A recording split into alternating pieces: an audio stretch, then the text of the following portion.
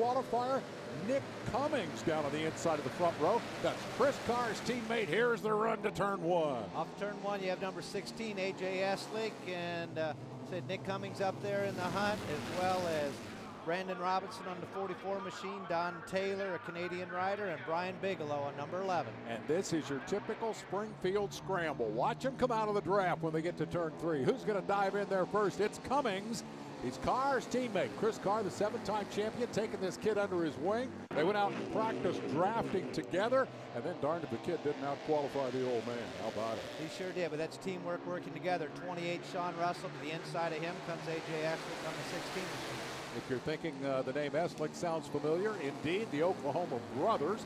This is A.J. His brother is the AMA road racer of some note, riding the mule side by side off turn two and out onto the backstretch where the horsepower is really the key to success. Dave, what you'll notice here, if a rider comes off the corner right on the rear wheel of another rider, it's a drag race down the straightaway. I want to be able to position myself back 3 or 4 bike lengths so I get a run and utilize the draft.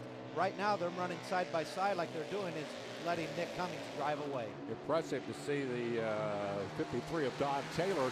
This kid is Canadian and really quick. There have been some great Canadian riders throughout the history of AMA motorcycle racing. Billy Matthews won Daytona years and years ago.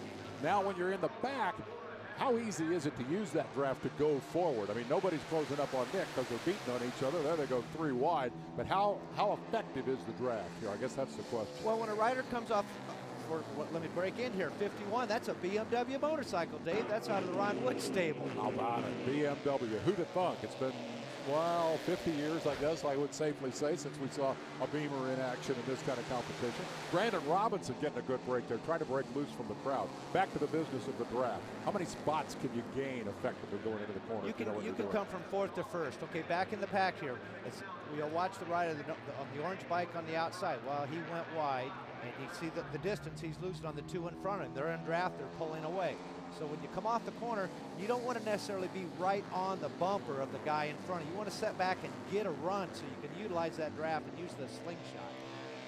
A little bit of a slip by Cummings. Lets Robinson close the gap by a bike length. But as those two pull away, this is a battle for 3rd and 4th. And remember, those are the transfer positions into the main event. Eslick with the inside move gets around the veteran Brian Bigelow, takes over the 3rd spot. But 4th, 5th, 6th very much in contention. There they go scrambling.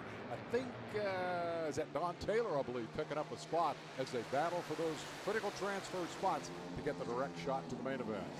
Dave, as you come off the corner and you get a big run down the straightaway on these riders, everybody's drafting to the inside. The inside plugs up, and you need to utilize that outside to get on that big run. We'll be back with more from Springfield.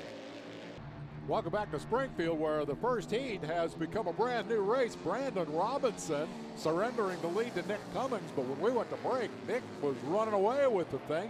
All of a sudden, it's a tight 3-rider battle.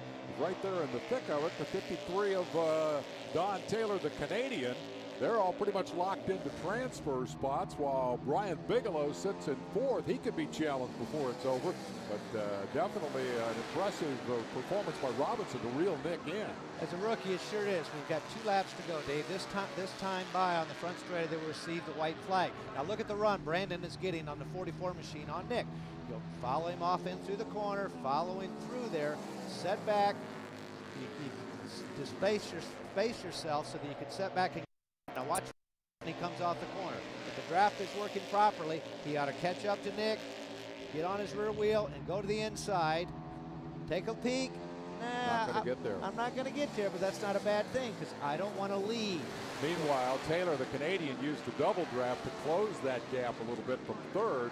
So still anybody's guess coming off turn 4. You saw the white flag. This is the last lap. Again, these 3 guys are guaranteed to transfer to the main, but you want to be on the pole for the main. Into 3 they go. Final time.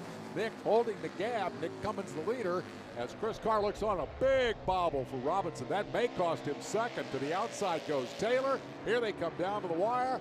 Nobody makes a move. And they'll cross the line with Nick Cummings the winner over Robinson and Taylor. Bigelow settles for 4th, but that's good for the